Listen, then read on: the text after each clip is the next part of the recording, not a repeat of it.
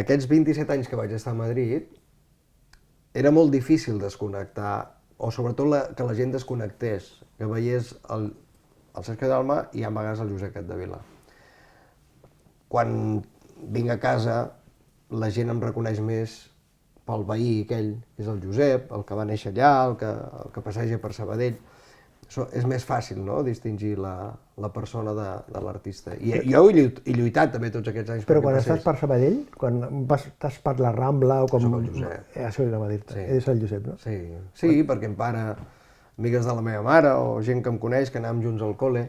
Tens els ulls que brillen d'una altra manera, Però és que, clar, vas a Sabadell i vas a fer el cafetonet aquell i et trobes aquell que anava amb tu al col·le i no et dirà Sergio, et dirà Josep. A més, en aquella època ens en recordàvem del nom i dels dos cognoms de cada un del col·le.